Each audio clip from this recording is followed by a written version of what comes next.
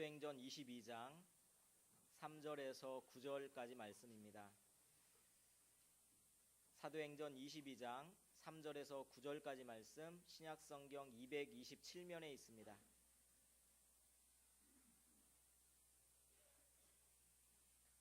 사도행전 22장 3절에서 9절까지 말씀 한 절씩 교독하시겠습니다.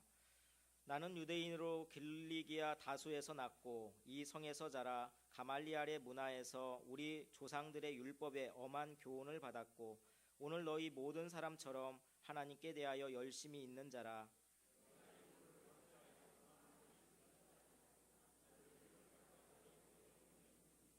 이에 대제사장과 모든 장로들이 내 증인이라. 또 내가 그들에게서 다메섹 형제에게 가는 공문을 받아가지고 거기 있는 자들도 결박하여 예루살렘으로 끌어다가 형벌받게 하려고 가더니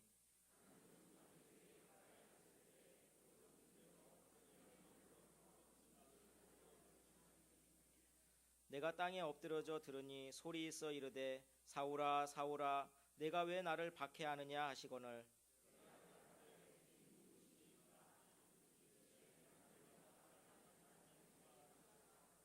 함께 읽겠습니다. 나와 함께 있는 사람들이 빛은 보면서도 나에게 말씀하시는 이의 소리는 듣지 못하더라. 아멘. 할렐루야. 잘 들리세요? 제 귀에 안 들려요.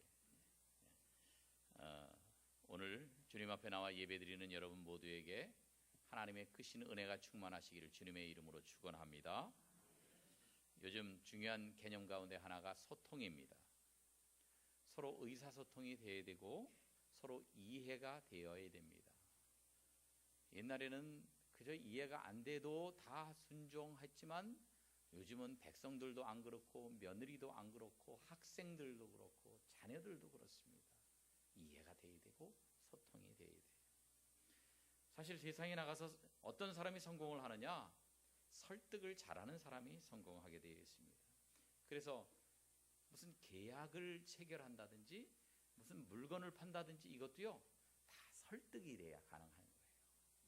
전도하는 것도 일종의 설득입니다. 교회에서 아이들 공과 공부를 가르치는 것도 말씀으로 설득시키는 것이고요, 집에 가서 자녀들 교육하는 것도 설득입니다. 설득이 참 중요해요. 오늘 본문에서는 바울이 자기를 죽이려고 하는 사람들을 상대로 설득하고 있는 장면이 나옵니다. 그래서 우리는 본문에서 바울에게 설득의 기술들, 이 소통의 기술들을 발견하게 됩니다. 그 가운데 첫 번째는 뭐냐?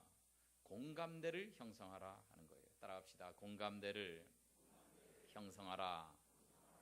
공감대를 이뤄야지 그게 없으면 설득도 안 되고 소통도 안 된다는 거죠.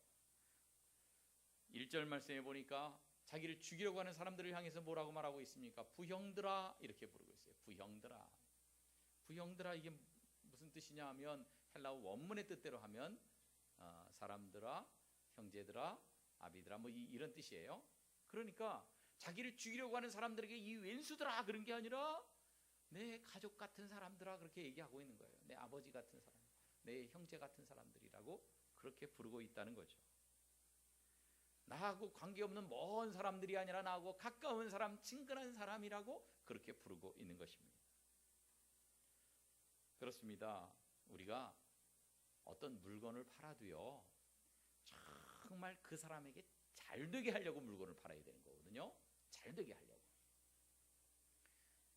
화장품을 파는데 그런데 저분이 피부가 너무 안 좋아.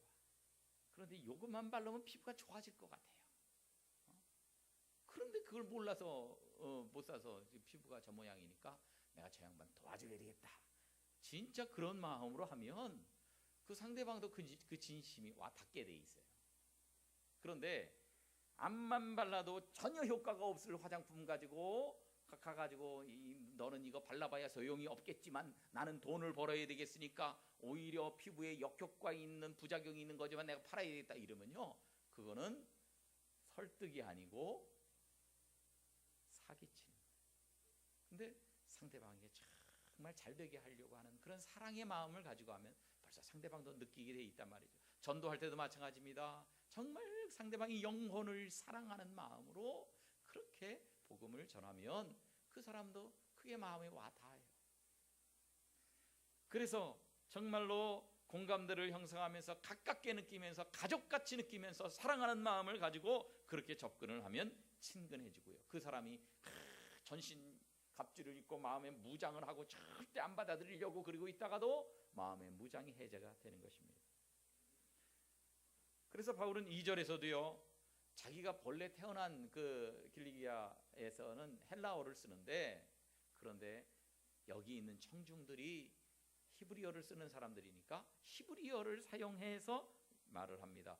그렇게 동질성을 부각시킵니다. 그랬더니 이 폭도들이 잡아 죽이려고 했던 사람들이요, 더욱 조용한지라 조용하게 듣게 됐단 말이에요. 바울은 전도를 시작하면서 뭐라고 합니까? 나도 당신들과 똑같은 사람입니다. 여기서부터 출발을 하고 있습니다. 나도 당신들과 똑같은 사람입니다. 당신들 날 죽이려고 그러지만 사실 내나 당신들이랑 똑같은 사람들 아닙니까? 그렇습니다. 설득은 동질성에서부터 시작됩니다. 우리는 하나입니다. 우리는 같은 사람들입니다.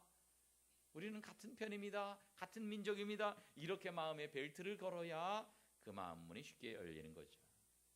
여러분, 어떤 이야기를 들을 때에 어떨 때 공감이 되시고 어떨 때 감동이 되십니까?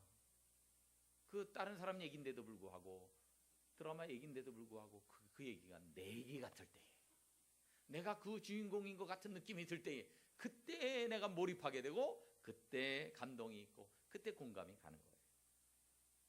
전도할 때도 마찬가지입니다. 그래서 공감해줘요. 공감해줘요. 나 인생살이가 왜 이렇게 힘든지 모르겠어요. 너무너무 고생해요. 그러면은 공감을 해줘야 되는데, 아유 나는 고생 하나도 안 해봐서 모르겠습니다. 그러면요 얘기가 더 안 통해요. 그래요. 나도 백가죽이 등가죽에 달라붙었던 때가 한두 번이 아니에요. 얼마나 힘드시겠어요. 그래야 마음문이 열리는 겁니다.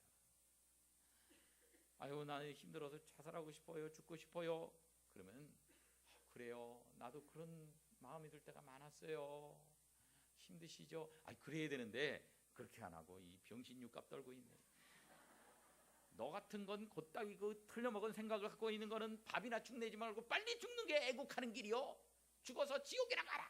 이러면요 대판 싸움 벌어집니다. 공감해줘야 돼. 공감해줘. 전도할 때나 세상에서 이야기할 때나 똑같습니다. 전하는 사람을 내 가까운 사람, 내 가족같이, 부형들같이 이렇게 나와 똑같은 사람으로 여길 때에 그때 비로소 마음이 열리고 그 말을 받아들이기 시작하는 것입니다. 바울은 자기가 예수님 만나기 전에 당신들과 나는 똑같은 사람이었다 그렇게 강조합니다. 오늘 3절 말씀해 보니까 나는 유대인이다 이렇게 얘기해요. 당시에는 유대인에는 3가지 범주가 있었어요. 아버지도 유대인이 아니고 어머니도 유대인이 아니에요.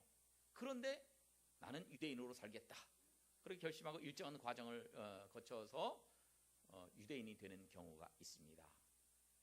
그래서 이제 그 경우는 뭐 요즘도 예루살렘에 가보면 거기서 예루살렘 통곡의 벽에서 막 기도하고 이런 사람 중에 흑인들도 있어요. 뭐 유대인의 혈통하고 좀 달라졌는데, 그런데 그 이제 마치 어떤 나라에 귀화하는 식으로 해서 유대인이 되는 경우들이 있어요.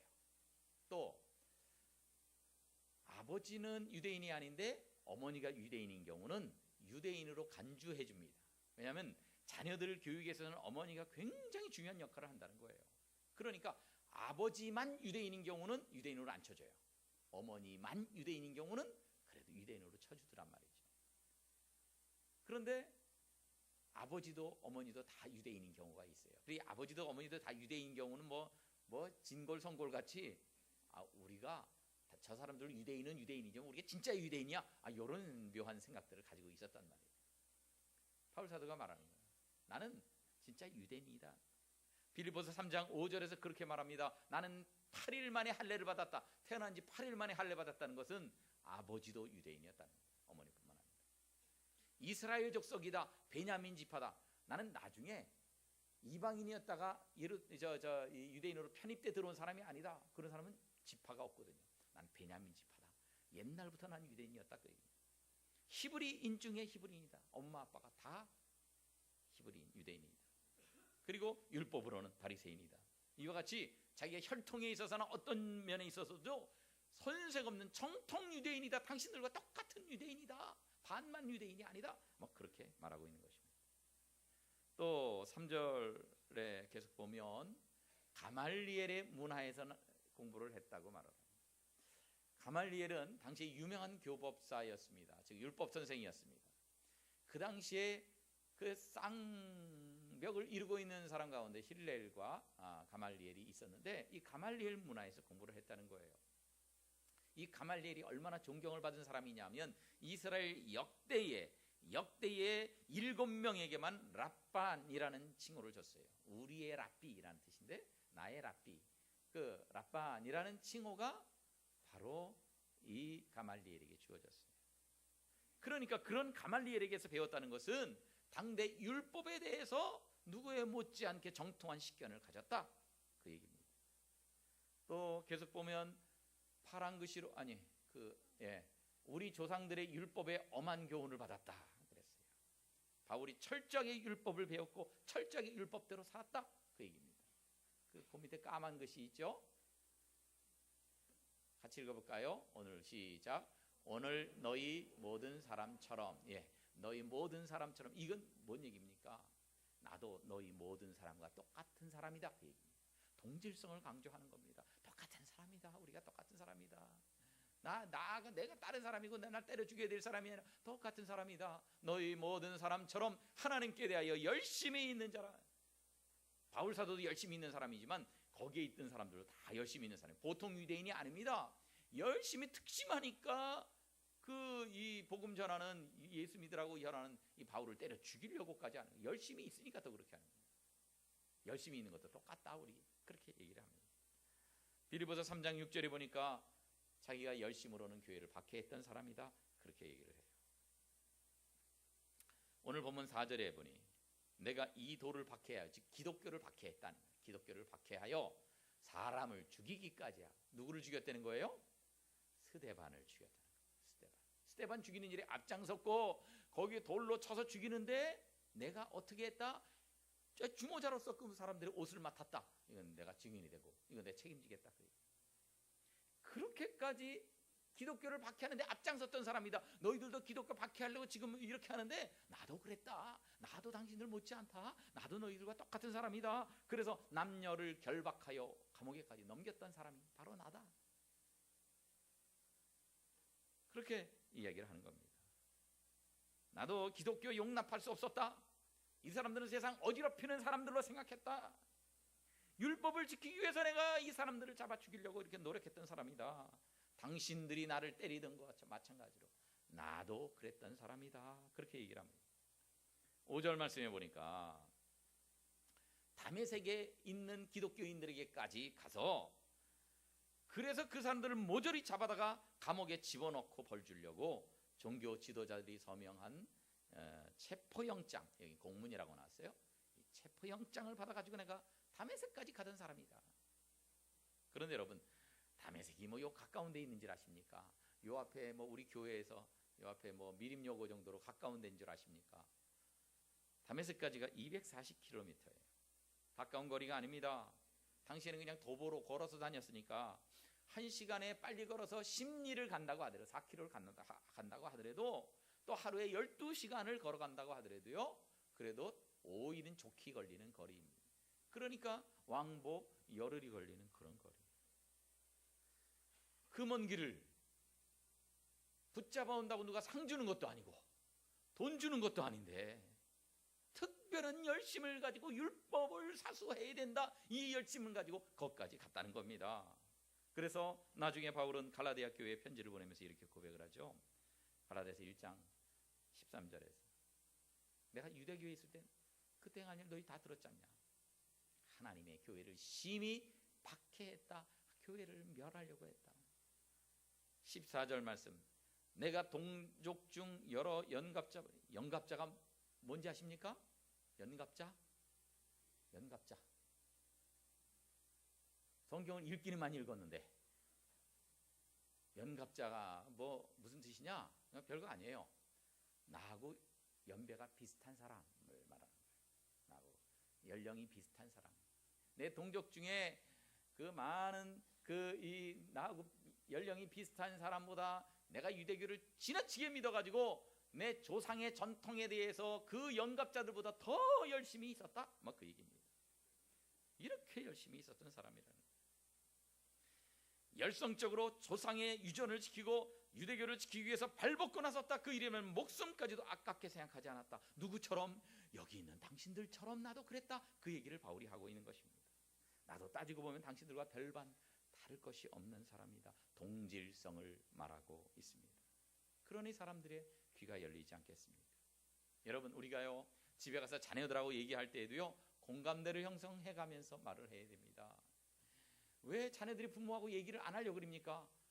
부모가 항상 야단을 치니까, 부모가 맨날 싫은 소리만 하니까, 훈계만 하니까 같이 있고 싶지 않은 거예요. 그래서 자꾸 피하는 겁니다. 얘기할 때 공감대를 형성해요. 이해해줘야 돼요. 옛날에 나도 그랬다, 그걸 생각하면서 공감을 하면서 얘기를 해야 됩니다. 우리 전도 대상자와도 마찬가지입니다. 사회에 나가서 대화할 때도 마찬가지입니다. 공감대를 형성할 때 설득이 되고, 공감대를 형성할 때 상대방이 변화되는 것입니다. 아무쪼록 대화할 때 내 위주로 막 얘기하는 것이 아니라 상대방과 마음의 벨트를 걸고 공감대를 형성하고, 그렇게 마음문을 열도록 해서 대화를 나누는 여러분 되시기를 주님의 이름으로 축원합니다. 그런데 여기서 잠깐 두 가지만 짚어보고 넘어가려고 하는 게 있어요. 예수 믿기 이전에 바울에게서 우리가 배울 점이 있어요. 그게 뭐냐? 첫째는 바울은 실천하는 사람이었다는 겁니다. 바울은 아는 대로 실천했어요. 배우는 대로 실행하는 사람이었습니다.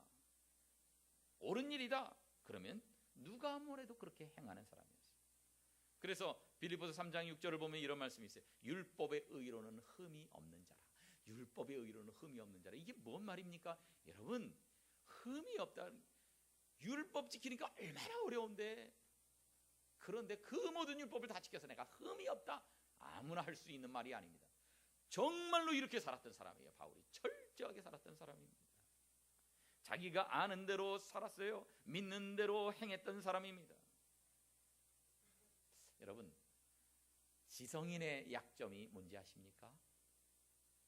지성인의 약점은 알기는 잘하는데 실천이 약하다. 이론은 좋은데 지는 그렇게 못 산다는 거예요.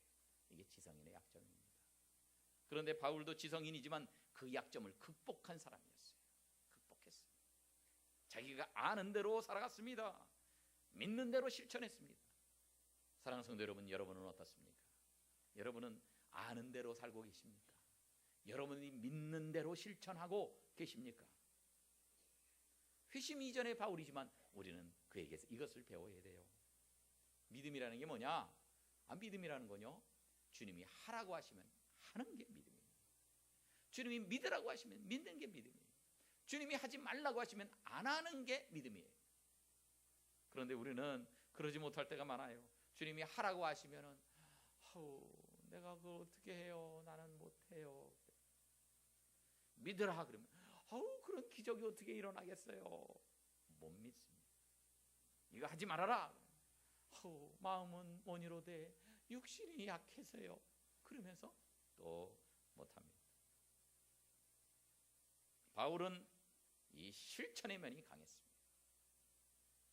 자기가 믿으면 믿는 대로 하는 사람이었습니다. 여러분, 우리가 그것을 본받아야 되지 않겠습니까? 따라합시다. 믿는 대로 실천합시다. 옆에 있는 분들과 그렇게 인사하겠습니다. 시작. 믿는 대로 실천해야 돼요. 여러분, 우리가 이왕 예수 믿는 것 고지식하게 믿어보자고요. 철저하게 믿어보십시오. 믿음에 우리의 인생을 걸어보십시오. 결코 후회하지 않을 것이고 그분이 큰 복을 받게 될 줄로 믿습니다. 또 한 가지 우리가 여기서 교훈을 얻을 것이 있는데, 열심은 내되 바른 곳에 열심을 내라. 어떤 곳에? 바른 곳에. 열심은 좋은 거지만 열심의 방향이 잘못되면 해로운 겁니다. 바울은 예수님 만나기 전에도 열심히 있었던 사람이고 예수님 만난 이후에도 열심히 있었던 사람입니다. 그런데 예수님 만나기 전에는 열심은 있었는데 방향이 엉뚱한 방향이었어요. 잘못된 열심이었습니다. 비뚤어진 열심이었습니다. 바울의 이 기독교를 핍박하고 사람을 잡아 죽이는 이런 측면을 보면 우리는 정말 잘못된 열심이 얼마나 위험한 것인가 이것도 발견할 수 있습니다. 우리 주변에 열심히 있는 사람들이 이단에 잘 빠져요. 아예 열심이 없으면요 이단에도 잘 안 가요. 관심도 없어요. 열심히 있다 보니까 이단에도 빠지는 거예요. 그래가지고요 이단에 빠진 사람들 보면 전도를 그 잘못된 그 이단 전도를 얼마나 열심히 하는지 몰라요. 그 사람들은 순종도 열심히 합니다. 교주가 그 이단의 교주가 당신 아무개하고 결혼해. 그러면 그 사람 이름 석자밖에 모르는데 얼굴도 못 봤는데도 그대로 따릅니다. 다 집 팔아서 다 내. 부동산 팔아서 다 내. 그러면요 그거 다 팔아서 바치고 신앙촌이라는 곳에 가서 쪽방에 들어가서 살아요. 그러니 이단들이 이게 문제가 있죠. 열심은 있는데 맹종이에요. 그래서 열심까지는 좋아 보이지만 방향, 그 열심의 방향이 잘못되면 이건 해로운 것이다. 그럼 우리는 기억해야 됩니다. 우리 인생도 마찬가지입니다. 우리가 인생 열심히 살아가는 것 좋은 것입니다. 그러나 내 인생의 방향이 잘못되어 있지 않는가 이걸 우리가 확인해 봐야 됩니다. 인생의 방향이 중요한 것입니다. 그래서 방향이 틀리면 안 돼요. 아유 조금만 틀리는데 조금 틀린 게 아니라니까요. 다음 그림을 보세요. 이게 각도가 방향이 조금만 달라요. 반대 방향은 아닙니다. 비슷한 방향입니다. 그런데 가면 갈수록 차이가 많이 생기게 돼 있는 거예요. 가면 갈수록 잘못된 방향으로 빨리 가면 빨리 갈수록 더 잘못되는 거예요. 빨리 가면 빨리 갈수록. 그래서 열심을 내는 것도 중요하지만 방향을 제대로 잡는 것이 중요합니다. 내가 지금 인생을 살아가고 있는 이 방향이 잘 된 것인가? 그걸 점검하지 않고 나중에 나이가 더 들어서 보면 아이고 내가 엉뚱한 길로 왔구나. 내가 너무 내 인생을 소모했구나. 이런 것들을 발견합니다. 방향이 중요합니다. 내 인생의 방향 이대로 살아도 좋은 것인가? 하나님께서 원하시는 방향대로 내가 제대로 맞춰서 살고 있는가 생각하고 그것을 점검하고 바른 방향이면 그때 그것에 더 열심을 기울여서 그래서 후회 없는 인생을 살아가는 복된 성도들 되시기를 주님의 이름으로 축원합니다. 설득에 있어서 하나는 공감대를 형성하면서 얘기하라 그랬잖아요. 두 번째는 차이점을 느끼게 하라. 차이점을 느끼게 하라. 바울 사도는 공감대를 형성하면서 얘기를 시작을 했어요. 시작을 하면서 당신과 나는 똑같다. 그 얘기를 합니다. 그러면서 이야기를 시작했습니다. 그러나 얘기 끝날 때까지 그 소리만 한 건 아니란 말이에요. 시작은 당신과 내가 같다. 그 측면에서 시작을 했지만 오히려 두 번째 새로운 주제를 얘기합니다. 그것이 무엇입니까? 나는 당신들과 다르다. 같은 것만 얘기해가지고 발전이 없어요. 같은 것만 얘기해서는 상대방의 변화를 기대할 수 없습니다. 그래서 내가 당신과 같지만 다르다. 이 다르다 부분을 얘기할 수 있어요. 차이점을 말할 수 있어요. 아까 화장품 얘기를 했지만 맨 처음에는 공감해줘. 나도 전에 그 아가씨처럼 피부가 막 그랬어. 막 뭐가 나고 막 트러블이 있고 화장을 해도 막 떡이 지고 막 이상했어. 그래서 얼마나 고민이 많았는지 몰라. 공감해 주는 건 좋아요. 거기서 끝나버리면 안 된다는 거죠. 그럼 어떻게 해야 돼요? 이것 좀 발라봐. 나도 전에 그랬는데 바르고 나서 얼마나 피부가 좋아졌는지 몰라. 내가 아가씨 걱정돼서 아가씨 위해서 해주는 말이야. 이거 발라봐. 정말 달라질 거야. 확 달라질 거야. 이걸 느끼게 해줘야 설득이 되고 그걸 느끼게 해줘야 상대방의 마음이 변하는 거예요. 그냥 똑같다. 그래서는 안 된다. 그래서 바울은 자기를 핍박하고 죽이려고 했던 유대인들과 동질성을 얘기하다가 이제는 차이점을 이야기하기 시작합니다. 그것이 6절 이하의 거예요. 바울은 그 사람들과 똑같은 사람들이었지만 그 사람들이 경험하지 못했던 예수님과 내가 만났다. 그 과정을 차분하게 설명해 나가고 있습니다. 그래서 6절에 보면 내가 다메섹으로 가고 있는데 갑자기 그 호련히 하늘로부터 큰 빛이 나를 둘러 비쳤다. 그리고 7절에 보니까 내가 땅에 엎드러졌더니 소리가 들려왔다. 그리고 주님을 만나게 되었다. 9절에서 나와 함께 있는 사람들은 이렇게 나와 다른 경험을 했다. 뭔지 그런 이야기를 설명하고 있습니다. 이 이야기는 누구나 다 경험하는 그런 일반적인 사건이 아닙니다. 초자연적인 사건입니다. 초자연적인 사건이라는 의미는 뭐냐? 바울이 이 일을 일으켰다는 거 아니에요. 바울이 예수님 만나려고 해서 만났다는 거 아닙니다.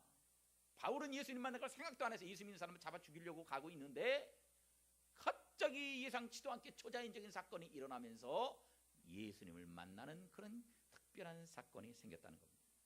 자기의 의지와는 상관이 없는 강권적인 역사였다는 겁니다. 여러분 생각해보면 신앙생활 자체가 강권적인 역사 아닙니까?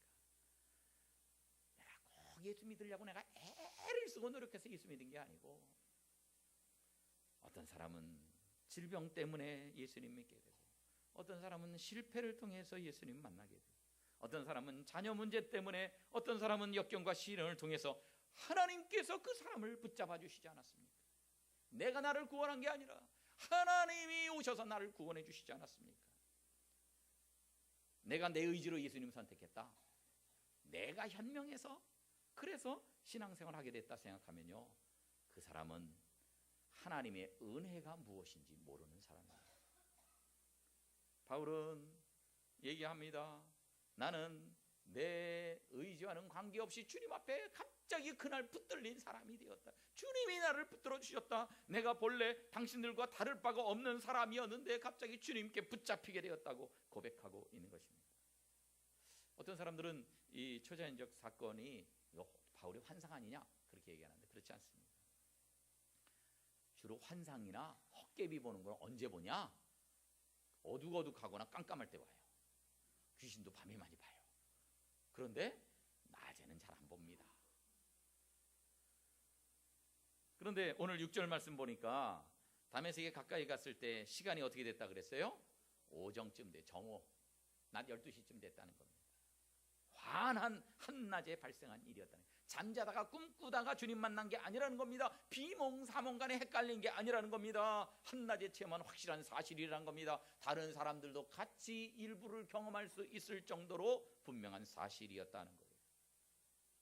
그때 바울에게 분명한 소리가 들렸어요. 8절 말씀, 빨간 글씨만 같이 읽어보겠습니다. 시작.